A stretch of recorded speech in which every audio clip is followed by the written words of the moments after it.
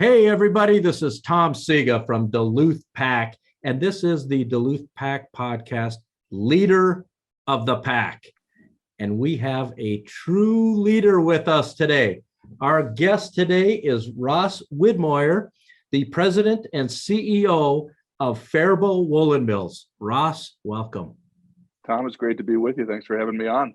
Oh, gosh, we're going to have some fun, and it's really good to have you. You and I have spent some time together. I've toured your factory. You've toured our factory. So we get it with historic companies and really historic Minnesota companies. But I don't want to jump ahead too far right now, because what we want to do, Ross, is first, let's just learn a little bit about you and how you made it from, where you grew up all the way to where you are now. So where did you grow up, and what was your childhood like?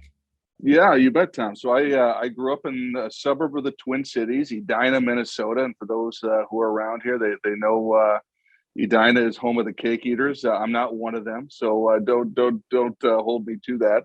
But so I grew up there and was the middle of three kids. I have an older sister and a younger sister, a fabulous mom and fabulous dad, and grew up just in a great American household. It was a great place to grow up, and just a terrific childhood. So you were Edina East or West? Well, I was there when it was unified, so it was one school. We had one of the smaller classes there, so my class was about 400. But back in the day when they had the two high schools, I think they had graduated about 600-700 in each class. So it was just the Edina High School. Okay, so a Hornet. A Hornet. A Hornet you are. So you went to high school, then you go off to college. Where did you go to college? What did you major in? You bet. I just went across the river to the University of Wisconsin in Madison. I'm a proud Wisconsin Badger, and I majored in political science of all things. And I remember telling my dad, when I decided what I was going to major in, political science, and that I was going to get a Bachelor of Science. And he said to me, "Boy, a BS in political science. That sounds like a very fitting degree for the major." So that's what I did. So I studied a lot of political theory and, how our government works, both here in the United States and around the world. It doesn't work very well anymore. Maybe you ought to go and take that up again. I came to learn that, Tom, through the books, and certainly by witnessing it over the last 20 plus years after the fact. So you get a political science degree. And what was your plan after that? Where were you going to go with that? Yeah, it's funny because I was having this conversation with a friend of mine who was a classmate of mine at the University of Wisconsin, and we were talking about what we dreamed of becoming, back when we were in school. So I had aspirations to become a great constitutional lawyer and making arguments in front of the Supreme Court. And, that was going to be kind of my future. It was either that or become a librarian, I guess, with a political science degree. But so that's what I thought I would do. And so, in fact, after I graduated, my senior year, actually, before I graduated, I applied to law school.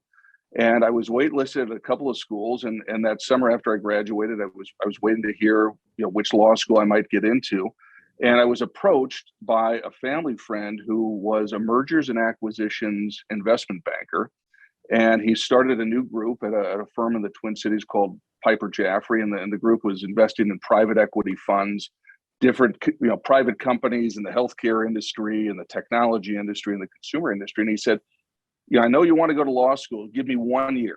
He said, we're trying to get this group up and running. I need a young, junior guy just to kind of come in and crank along. Give me 1 year. And if nothing else, you'll learn something along the way, and you may come to like it. So that's what I ended up doing. I bypassed the law school right after college and started my career as a financial analyst at Piper Jaffray. So as a brand new guy out of college, you're a financial analyst. What kind of work did they have you doing? It was everything from doing financial models, and here I am, a political science major. I don't think I had spent any time in Excel. And the first day I showed up at Piper Jaffray, someone took the mouse out of there and said, "Look, we don't do Excel modeling around here with a mouse. You actually have to go figure out how to do it with the keystroke." So I was up until about 2 or 3 in the morning that night reading books on how do I actually do this so I don't look like a total fool. the second day. But so I did everything from, studying these different companies, learning about their investment thesis, to doing the financial modeling. And, ultimately we decided whether we were going to, put dollars behind the funds that were sponsoring them or not. And, for me, and ended up spending 5 years there. It was 1 year I spent there, and I actually worked with a recovering attorney, as he called himself, and he kept telling me, "Don't go to law school. Don't go to law school." So, 1 year turned into two, and two eventually turned into five. And, if I look back on it now, it was just an incredible opportunity for me and a great place to cut my teeth and to learn just a ton about business, which I had not been formally trained in college. But, I was able to see a broad array of sectors, like I said before, technology, healthcare, consumer, and learn a lot about finance, which has served me well as I've continued my career. So Ross, a recovering attorney, what did he mean by that? Well, he had been a junior attorney, had gone to law school, and he spent a number of years at a firm in the Twin Cities. It will remain nameless, but he also spent a lot of time afterwards, he said, late at night at bars around there, just to recover from his day. So he said, look, at the end of the day, if you want to go out and have some fun, go be in business, go run a business. And so that was great advice for me as an early 20-something, and I followed it, and it served me well. So you go to Tuck School of Business. Where is that, and what is that? I have not heard about it. Yeah, absolutely. So it is. It's a graduate business school. So I got my MBA from the Tuck School. It's the business school at Dartmouth College. So up in New England and in Hanover, New Hampshire, and I spent 2 years there, which was, I mean, for me, it was like going to camp. I mean, we're up in northern New England, which is very similar to being up in northern Minnesota. There was no undergraduate program there. There was no part-time program. So I had a class of 240 students who came from all over the country and really all over the world to study business for 2 years. And having been a political science major and not all that trained on business, for me, it was just an incredibly rich experience where I made just some terrific friends and got exposed again to a number of different businesses and business theories, which was really cool. Ross, how did your 5 years of business experience prior to going back and getting your MBA, did that bode you well, or did that hinder you in doing so?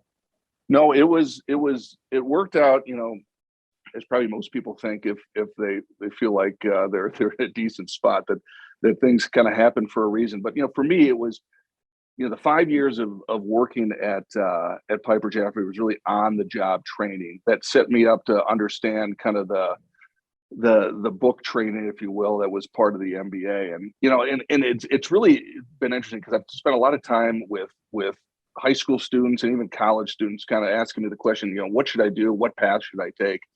And, never in a million years did I think as a freshman, political science major that I would end up at a financial firm and then eventually at MBA school. But, it really has led me to believe that when you go to school, go study what you love, learn how to read, write, think critically, and then take the opportunity that's in front of you. Because if you do, and you do a good job, usually doors open for you that you may not even think exist.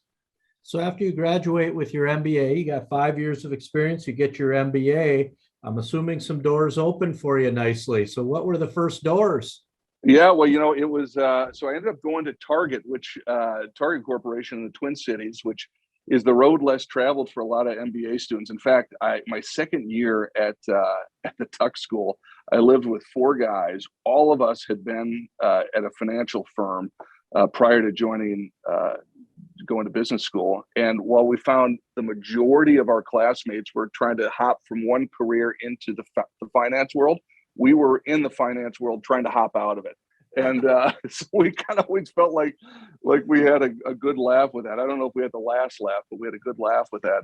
But I knew I wanted to take the experience I had, having seen a number of businesses, and really when I was at Piper Jaffray, and even for my couple of years at at the tech school, I always loved consumer businesses. I love product. I love the tangible nature of bringing a product to market that could or could not resonate with people. And I love selling. And so I knew I kind of wanted to pursue a path in consumer products and and running a business. And so Target, they pitched the job of joining them in their merchandising organization as a buyer. And really they called you the CEO of the shelf, which, you had a certain category or multiple categories that you ran. You had full P&L responsibility.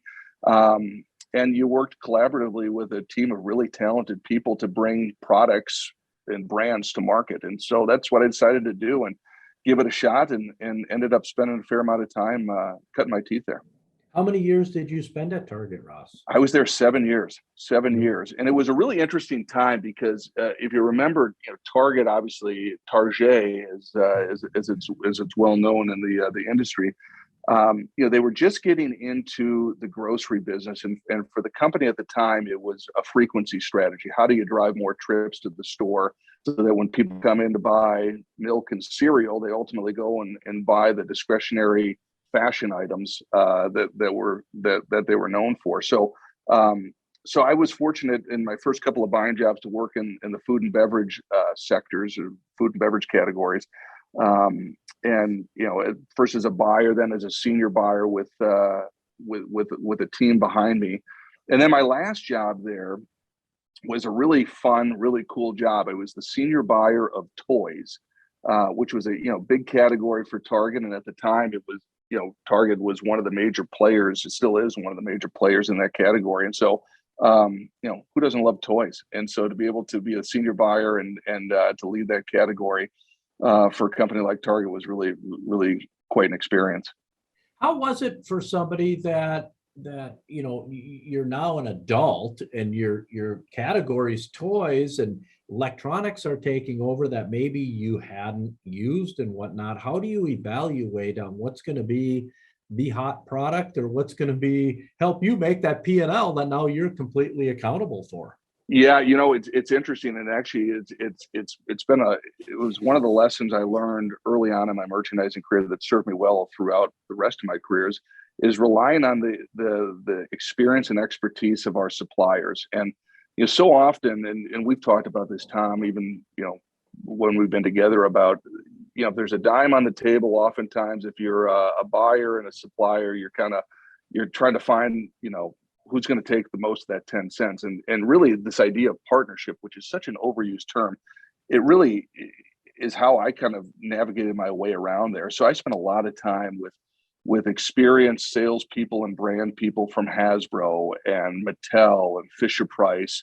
Lego, and some of the other suppliers to get there, to ask them about what they thought, would work in our store and with our strategy. And 9 times out of 10, they gave me some of the best advice I received, because they knew the product, they knew the brand, they knew the industry better than I did. And so, it sounds overly simplified, but sometimes it was sitting down, asking an open-ended question and listening and heeding that advice, and it seemed to serve me well and serve our company well at the time. I think that statement you just made could serve a lot of our listeners well, that you ask an open-ended question and then you just listen, because you can learn so much. Yeah.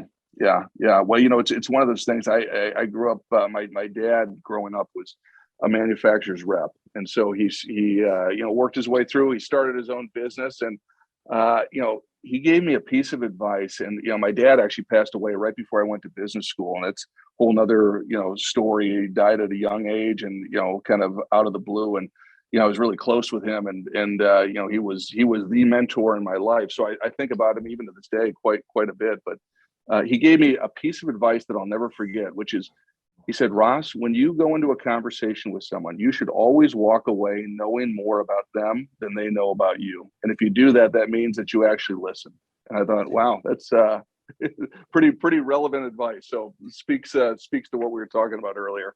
It's interesting you say that, because I got something quite similar from my father, who's gone now, and I think about him all the time. And one of the ones that comes to my mind is when I first got into business and primarily sales early in my career, my dad told me, he said, Tom, God gave you two ears and one mouth for a reason. And we can learn so much from people, like you just said there. So, Ross, after 7 years at Target, and obviously we all know, because we've talked to a lot of people in our careers that have been through the Target system, that there's probably no better company to get trained at, because Yeah. training is such a big thing for them. But you decide to move and you make the jump to Allen Edmonds. Tell us about that. Yeah, no, absolutely. You're right about that with Target. I mean, they are the best, and to cut my teeth in merchandising it for 7 years there. I mean, it was an incredible experience that, I'm really, really glad I had. And the people I met there too, that some of whom are still some of my closest friends to this day, is really cool. But at the time, and I told you a little bit earlier about my dad. My dad, had worked through a number of different big companies, and I saw him start his own business. And it was interesting. After he passed away, I remember going through his, cleaning out his office, and I went through his first year of sales receipts and purchase orders, et cetera. And I looked at what he made his first year in business. And keep in mind, at the time, he had a stay-at-home wife, three young kids, and I think he made $8,000 his first year in his own run his own company. I looked up what was the poverty line that year, and it was something like $16,000, back in the early '80s.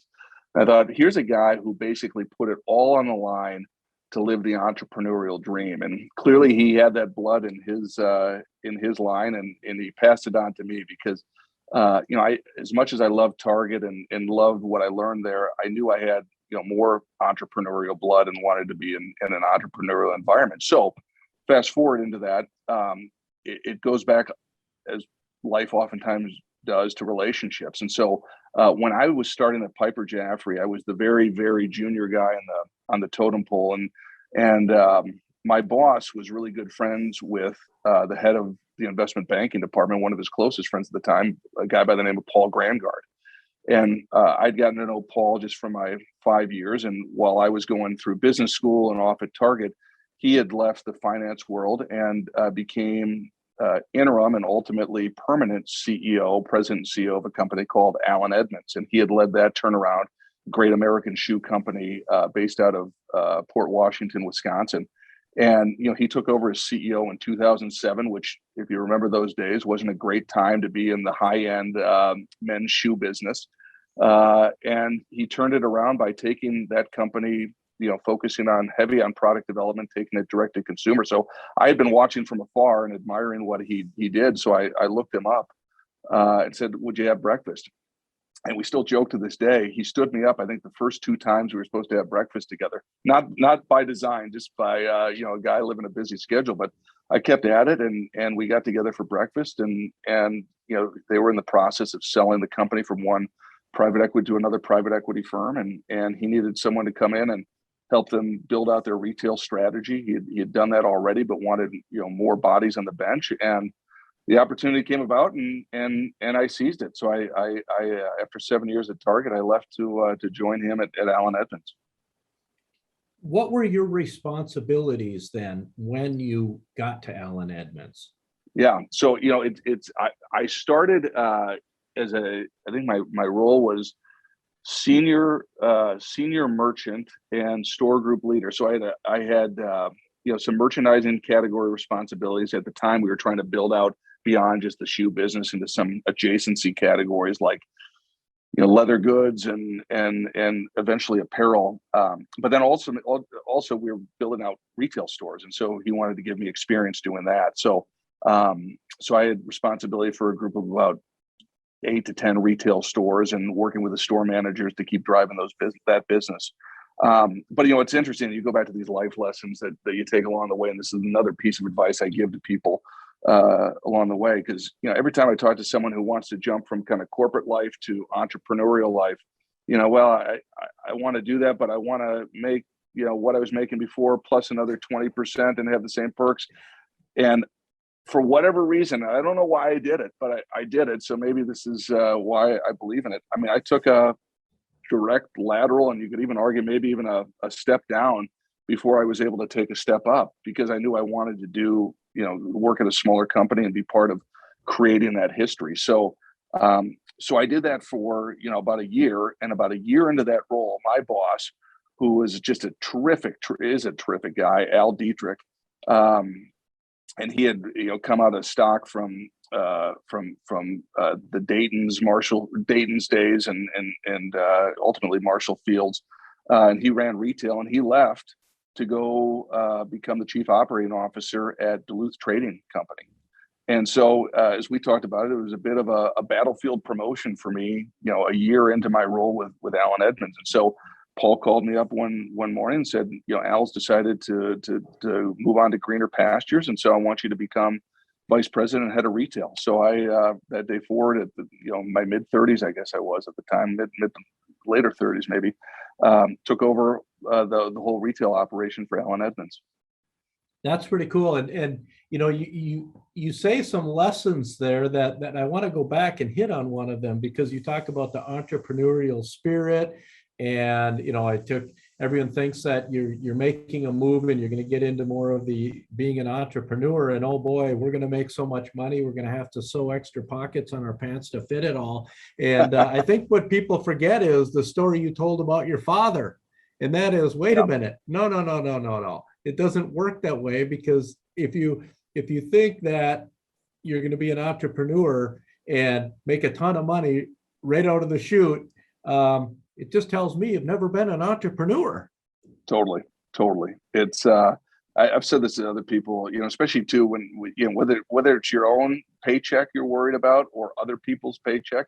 If you've never sat in bed lying awake at night looking at the ceiling, worried about how you're going to make payroll, whether for yourself or for those who you work with, you haven't lived the entrepreneurial life, and you got to be prepared for it. And it's, some people are wired that way and some people aren't. And I think you have to be, really honest with yourself before you make that jump to make sure you are prepared for that, or maybe be dumb like I was and just make the jump without knowing exactly what you were getting into. So I guess it's, you're either really smart and self-actualized or really stupid. Well, you know what? Maybe that's why you and I get along so well. There you go. Because I can tell you that I've had many of those nights, and when you and I've had those discussions where you lay awake and go, how are we going to make payroll? Forget about my paycheck. I know that's not coming. One of my funny stories from that end of it is Ross, that I actually found in my safe at home a paycheck that I knew we couldn't cash. We still wrote a paycheck to me, but we couldn't cash it. And I found it 2 years later in my safe, going, hey, can we still cash this thing? We actually have some money now. But you go through those things, those tough times. So you decide to become an entrepreneur. You're in with Alan Edmonds. How many years? They're almost 4 years. Yeah. Okay. 4 years. And then Circle Rock. Yes. So, we ended up, as part of the Alan Edmonds story. So, as I think I mentioned to you at the beginning, we were in the process of being sold to it had just been sold to another private equity firm, great consumer private equity firm out of California, Brentwood Associates, and just terrific people there who knew consumer products, who knew retail, and they got really aggressive. So, I spent 4 years there. 3 years there, I guess the last 3 years as head of retail. And we went from 40 retail stores to 80 retail stores. We opened up 40 retail stores across the country in 3 years, and took this brand that had, a large concentration of being an upper Midwest, regional brand, and took it coast to coast to Seattle, down to Miami, to Los Angeles, and densifying, the New York metropolitan area. So that was a ton of fun. And then one day a suitor came along, as oftentimes they do when a company is well run. And Paul did.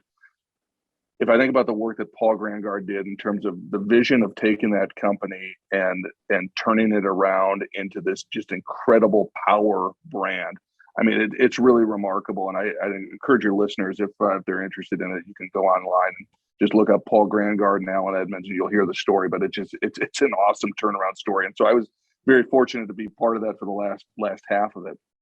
But a suitor came and bought the company, So the company was sold to a strategic investor out of St. Louis called Caleres, which is the old brown shoe company, and they were looking to get in the men's space. And Alan Edmonds was there, and they did a deal. So so I spent a little bit of time with them and decided that I wanted to go try something different. And so I left there shortly after, about a year after the transaction occurred, and decided to do some consulting with some different retail outlets, consumer brands looking to get into the retail business for about a year. And Paul and I got back together and said, boy, we're doing separate things. Maybe we should think about doing something together. And so we decided to start a company called Circle Rock. And the whole premise about this company was to support Made in America manufacturing. And it was focused at the time on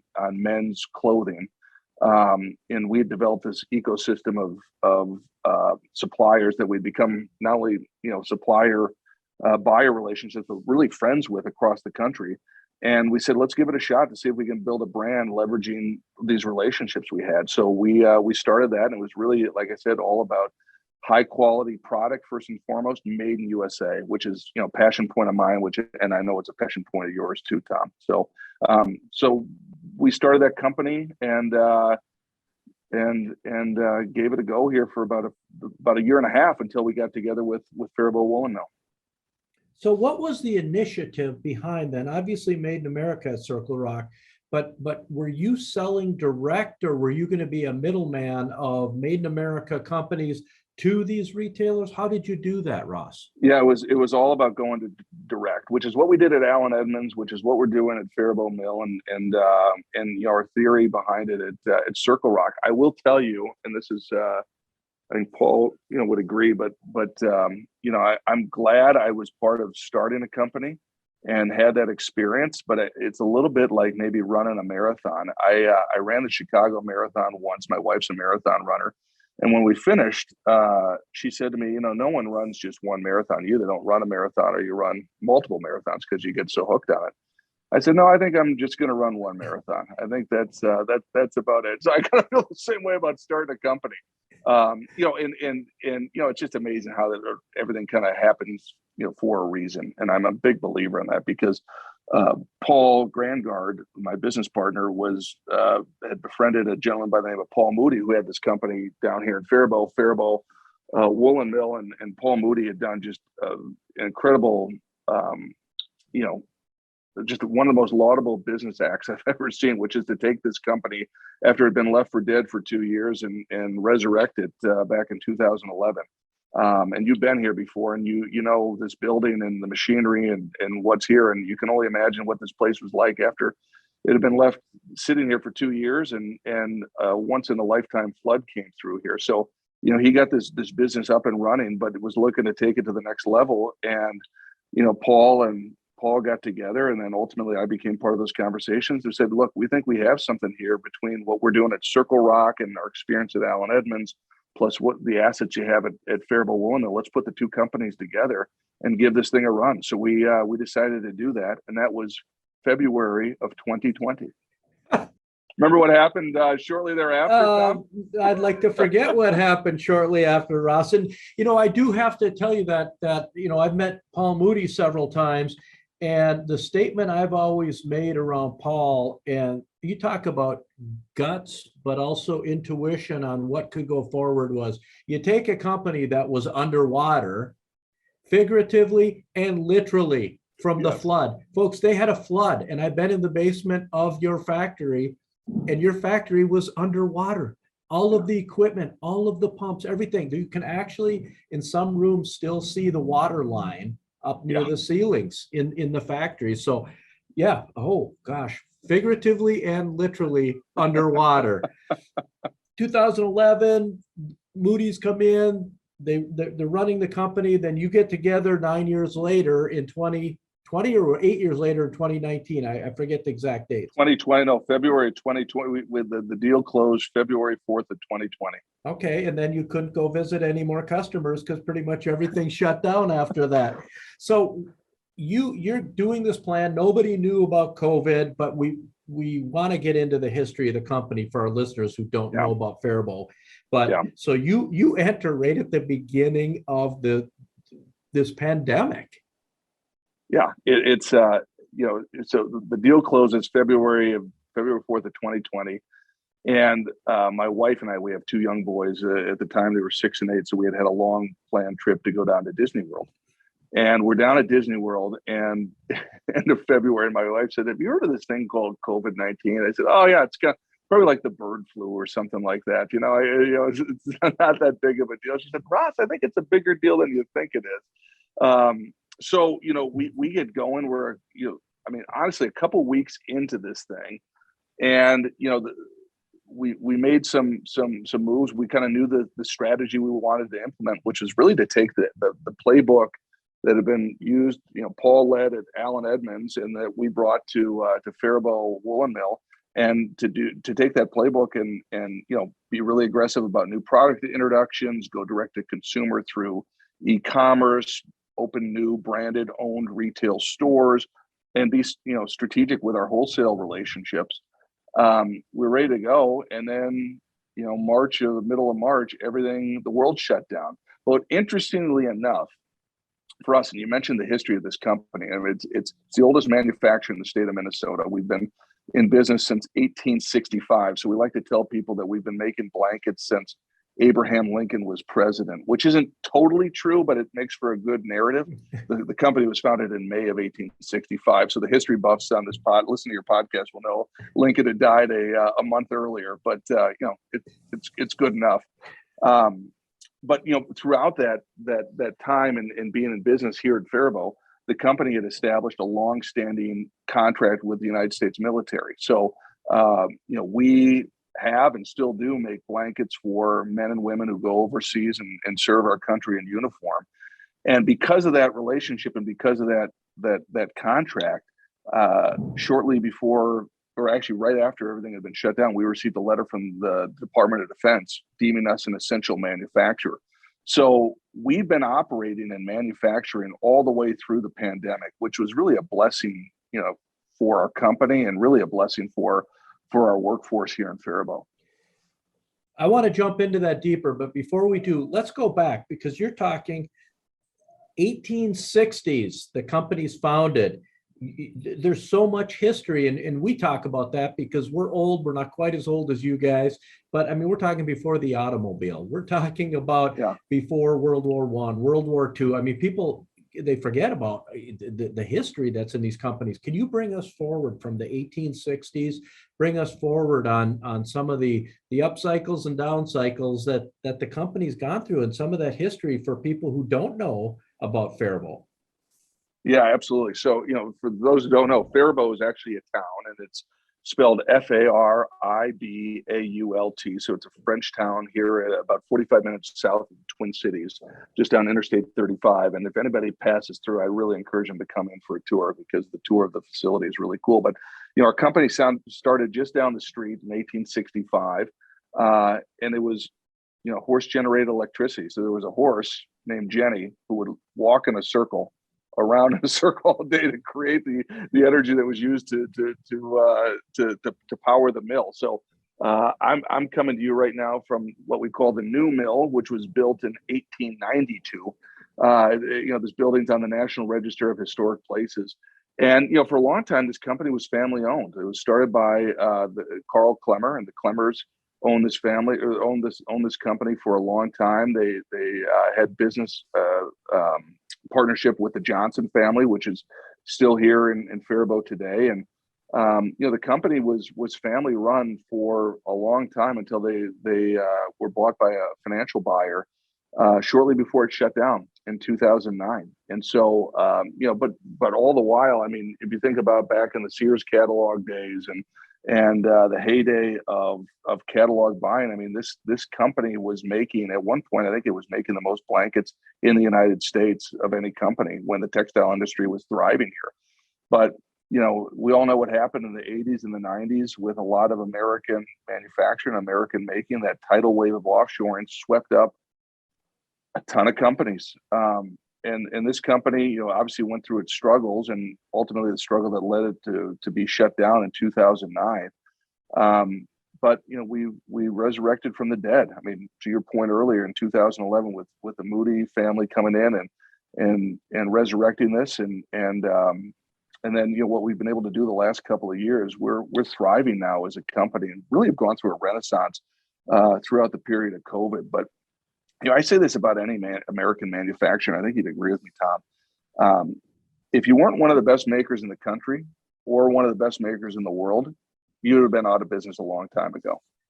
So those of us who are still making things here in the United States, we do it really well, and our teams do it exceptionally well. And really proud to be part of something like that. It's a lot of fun, and right now I'm thinking of the synergies and in between two, not only historic Made in America companies, but also made here in Minnesota, and having this conversation, and it's such a cool tour. It's such a cool story that you have that I would say to people as well, drive down and take the tour. It is incredible to see that it's still done in many instances the way it was done a long time ago, the good old American way. And obviously now there's electronics and computers that help run the machines, but it's still done the way that quality is first. And I can't state that enough from the tours I've had of your factory. Let me ask one myth, and you tell me yes or no on this. I was told at one point that people could bring the wool in one door that they just sheared off their sheep, and they could actually get blankets done walking out the other door from the sheep wool that they brought into your factory. Boy, I don't know if that's true or not, Tom, but what a great business idea, huh? I mean, it's all about customization these days. So, if we didn't do it, maybe we should figure out a way to do it ourselves now. I had heard that at one time, that people could bring their own wool many, many years ago, and they could get that happen where the blankets came out the other end, and these are your blankets from your sheep. So you come in, Ross, and you are here now to run this company. This old historic company is on your shoulders. And what are some of the goals you originally set? Because now you had mentioned to us you're deemed essential, which God bless, you were deemed essential that you could keep running. But I need to make it through this because a lot of your customers are obviously shut down, your retail customers that you're wholesaling to. What are some of the plans that you had to change that were already in place, and how did the vision forward? Yeah, so so when I came in as in 2000 as chief operating officer. So my business partner, Paul Grandgard, who was the president and CEO of Allen Edmonds, and then we were together at Circle Rock. He came in as CEO, and we always talk about the no look past between the two of us here, working together as long as we had. And, COVID was challenging. I don't have to tell you that. I don't have to tell your listeners that. But, we came in with clarity of vision and defining a strategy of what we wanted to do. And we stuck to that strategy despite the headwinds. And it really came down to a couple of things. Number one, aggressive new product development, adding color into the palette of our blankets, softening the hand feel of the product, particularly with wool. People know it is itchy and scratchy. We wanted to kind of counteract that and make it soft. And our blankets are very soft, surprisingly soft, I think, when people touch and feel them. And also putting designs together that tug the heartstrings of our customers. So we've had just an incredible run with a lot of the lake maps we put out, the city maps, the state flags, the artist collection, the artist collections that we've developed. So, it's been all about product. We have the saying, it's all about product here. And throughout the course of the pandemic, we introduced over 100 new products to the marketplace, which is, just a ton of fun, but also it's fun when customers react to that. So that was number one. Number two, it was all about controlling our own destiny by going direct to the customer through e-commerce and opening retail stores. And it sounds a little counterintuitive during a pandemic to open up retail stores, but we opened up 3 of them. We had the one store here at the mill. We had another in off off-site location in the Twin Cities that we eventually shut down. And we now have stores in Chicago. We have a store in downtown Excelsior, which is a suburb on Lake Minnetonka in the western part of the Twin Cities, and then Edina as well. So we've opened up retail stores, and that has just been a great billboard for our brand to experience not only the product but also knowledgeable people who can sell that product and explain and romance the story of this mill, which is so easy to do. And then the last piece of this was really developing those strategic wholesale partnerships, that we're doing with Duluth Pack right now, up in your store in Duluth, which just got going here a couple of weeks back. But making sure that we can be discovered in the places where we think our customers will be, and making sure we're partnering with the right folks who care about the presentation and the integrity of our product as well. So, that was our vision coming into this in February of 2020, and it remains our vision today. And I think, that if I look back in terms of what we did really well around here, we were really disciplined and sticking to that vision despite the external noise and the headwinds that we faced, trying to figure out and navigate our way through COVID.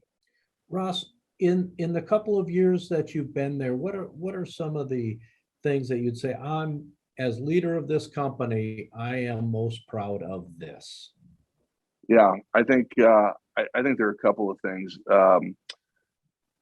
One, the fact that we've grown employment here in Faribault and really in the communities we do business. And we have two key metrics we talk about with our team all the time. Obviously, sales, which is a product of, are you thrilling your customers with great product and great designs? And so that's a byproduct of that. So we look at that a lot on a regular basis, but also our employment. And I'm proud to say when we started at this company, we had 50 employees.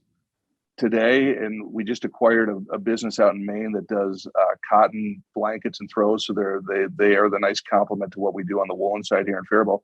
We've gone from 50 employees to 120 employees, and it's a cool thing to be a part of, because it's not just a number, it's livelihoods here in Faribault and in the other communities where we do business. And one of the first things we did, actually was the first thing we did when we came in. COVID had just happened. We didn't know how exhaustive or extensive this was going to be. But we looked at what we were paying people here in Faribault and said, regardless of what happens, we want to make sure we pay a fair wage to everybody here. So we raised everybody's salary in the early days of COVID, hourly wages and salaries for those who were salary employees. And that was actually probably one of those proud days in my career, because it matters to people and their livelihoods, especially when they're raising a family and have aspirations and dreams for their career and ultimately their families and their community. So I would say that's probably the thing I'm most proud of, is just how we've been able to take this brand and resurrect it, but really how the people who have done the work to do it, how we've been able to grow employment here and also raise wages too. Two-way street on loyalty, it sounds like. Yeah, you said it. Ross, you talked about 100 new products within a couple of years during the middle of a pandemic. How do you go about the process of prototypes or coming up with the ideas, and then in a very short time, a lot of new products that you've put out there? In fact, I was looking at one this morning. Actually, it was touching your blankets in our retail store this morning, and the Lake Superior one that you make, and I believe it's called a Jakarta mill. Yeah, Jacquard loom. Jacquard loom. Yep. Okay. To make that, you had mentioned, and pretty cool. And I was literally touching and looking at, you weave a blanket that is of the Great Lakes. Yeah. Pretty darn cool. But how do you come up with the ideas, and how do you get it from an idea to a product that you're selling? Yeah. Well, I got to give a lot of credit to to Paul, who was our CEO, for the last 2 years, and I took over in January, and he's now chairman. I call him Mr. Idea Guy. I mean, he's not short on ideas, but it's one thing to have an idea; it's another thing to execute it. I think that was one thing we committed to early on, is to say, let's rapidly prototype, and we're gonna have some swings here at BAT, and some of them are going to be singles, some of them are going to be doubles, some of them are going to be home runs, some of them we're going to strike out. And fortunately for us, we've hit more doubles and triples and home runs with some of these items. But part of that just goes back to some of the intuition we have about tugging at the heartstrings of places people love. So if you think about one of our early introductions and one of our best sellers was a map of Lake Minnetonka here in the Twin Cities. The Great Lakes sold really well for us. We've since introduced a map of the Hamptons out in New York and Nantucket. We're coming out with a map of the Finger Lakes. So places people love to spend time, and our business is fundamentally not necessarily it's not a needs business, it's a want business. And so we got to make product that people actually want, that's unique and differentiated. And so that was kind of our take along the way. But I'd love to tell you there was a great science to it, but it was basically taking an idea when we had it and saying, how do we get this to market as quickly as possible? So we've had that commitment along the way, and I think that's one of the things that's really helped us kind of get this car out of park and onto the highway. Boundary Waters canoe area. It's coming, Tom. It's coming. Beautiful. It's coming. I just saw the design back here today. So we one of the cool things we have going around, and because we've had the momentum in this business and gotten this thing, not only the sales going here, but also we're making money doing it. We've been able to invest in upgrading the equipment around here. So we're making a multi-million-dollar investment in new equipment here with new looms, a new industrial dryer, new washers, and nappers, which is kind of like a industrial comb, for lack of a better terms, that really gives kind of the loft to the fibers in the fabric. So we're making a huge investment in that. So, but we have to get this equipment installed, which we have teams here from all over the world putting that in right now. So once we have that going, I'll get you that. You'll be my first customer on that one, Tom. Oh, there you go. I love it. Can you tell us, for the layman, on Ross, what goes into making a blanket? So we get wool in this end, and I was talking about the myth earlier, but you do get wool in one end, and a blanket comes out the other end. But that's not just magic. There's a lot of steps there. Can you tell us literally what are the steps to get this through and make a blanket? Yeah, I mean, there are a lot of steps that go through this, and they're all handcrafted. But someone explained this to me early on. I still think it's the best description of how blankets are made. I mean, there are four fundamental parts of the manufacturing process. One is making the yarn, and we are a vertically integrated mill. It's us in Pendleton, so there are only two of us left in the United States. So it starts from taking the wool off the sheep's back and turning it into yarn. Once we have the yarn made in the color that we want, then it's about putting it on the loom. So we have to build a warp and then a weft, which goes left, right, warp goes north, south, and you put it on the loom and you start weaving. And in many ways, it's the heart of what we do here, is to weave that fabric. But you're not done once you weave the fabric, because now you have to take this fabric and work the fibers to make sure that it's soft and has the touch and the hand feel that you want. So we take it through an industrial washing process that we call fulling, and then ultimately an industrial drying process, which is not just like doing laundry at home. This is takes significant skill to do this, and the machinery is quite expensive to do that. And then after we do that, we take it through this napper, which is, again, as I talked about earlier, the comb that gives loft to the fabric. So now at this point, you have the fibers settled, you have the hand feel you want. Then we send it up to our cut sew area. We cut it, we trim it, and we sew our label on it. We sew an edge stitching on it, and pack it up, and away it goes. So it is an exhaustive process, and there's no better way to see it than to see it here done in person. But also, we have videos on our website too, faribaultmill.com, that show the process. It's really cool, really unique. Can you tell us about this Jacquard loom, which I mispronounced earlier, but what does that do for you versus a standard loom? Yeah, so it's a Jacquard loom, and that's really where the business has been going for us. It allows us to take any sort of image and generate a computer-generated image and put it on a loom. So, we can do a map with all the intricate details of the Boundary Waters canoe area. We could take your family, Tom, and take a picture, and we could weave a family photo on these looms. So the technology behind it is really, really cool and allows us to get very detailed and personalized, which is where we think the business is going. as people want to call things their own. And back to these things, this idea of people love vacation spots. They love where their second home is. That's all done in the Jacquard loom. So we're making a major investment in those looms and adding capacity down here in Faribault. That's really cool. And folks, I got to tell you, when you look at these blankets that are made, they are so cool. There's no other word I can put on it. They're just so cool to see. And now that you can personalize them to memories from a vacation and whatnot, just amps that up to the next level of coolness. So it's really fun. Folks, our special guest today is Ross Widmoyer, the CEO of Faribault Woolen Mills. Ross, we're going to take a little bit of a detour here. We're going to go. Okay. We're going to go a little personal on you. We have a section here. Boy. Oh yeah, that we call the Packed Question segment. We just want to learn a little bit more about you. What makes you tick? What's your favorite hobby? Tom, I love golf.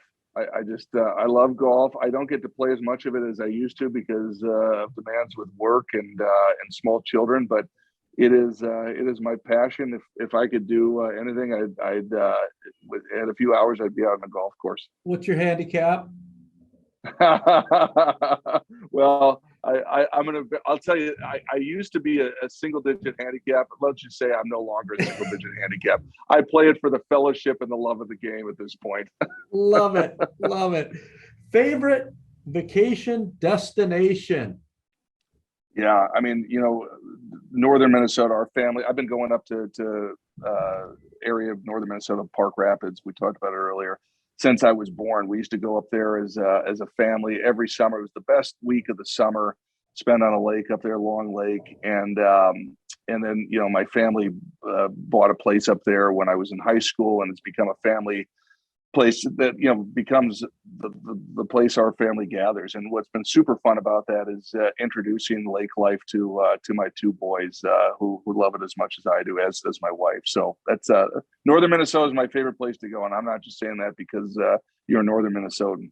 I have a feeling that you're going to be swatting a few mosquitoes this spring because this summer, because it's been wet up north here. It's a state bird. It's a state bird. Ross, biggest accomplishment you've had? Yeah, I got to tell you, on a personal level, I think it's and it's not done yet, but I think raising two boys, and boy, I got to tell you, and I get kind of the easy end of it as a dad. My wife does most of the hard work, but I think just seeing these guys grow up and seeing the young men that they are becoming, and what I look forward to are the men that they become. And I think that outside of everything we do on a professional basis, that to me is the coolest part of my life so far. You couldn't have answered that one any better. Ross, biggest fear?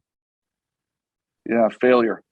I think failure. It's I wouldn't say it drives me, but failure. I want to do my best in all scenarios, and fear is not a motivator, but I'd say that would be it. And the best piece of life advice you've ever received? You mentioned one earlier. I don't know. I mentioned one. I'll give you a second piece of advice. It's I had a friend of mine who shared this with me. So Charlie Munger, who was Warren Buffett's right-hand man, still is Warren Buffett's right-hand man, has a great saying, which is, you can always tell someone to go to hell tomorrow. So, what that's meant to me is, regardless of how emotional you get in the moment when someone maybe says something you don't agree with, or you want to go tell someone to pound sand, sleep on it. Because if you feel that way in the morning, you can tell them to go to hell. But 9 times out of 10, you don't feel that way. And, the better part of your angels prevail. Sleep on a little bit of your emotion. There you go. Folks, our guest today has been Ross Widmoyer, the president and CEO of Faribault Woolen Mills. Ross, give us your handles so everyone can go to your website. They can find you on all your social. Yeah, absolutely. So it's faribaultmill.com, FARIB as in boy, AULT mill.com, #Faribault Mill. #Faribault Mill. It gets easy there. Ross, thank you so much for being here. This has been really fun, and what a learning experience, and what a great historical heritage company that still does it right. Congratulations, and thank you for being here. We really appreciate it. Thank you, Tom. I really had a lot of fun. It's great to be with you as well. Absolutely. And folks, until next time, unplug from the indoors and recharge in the outdoors.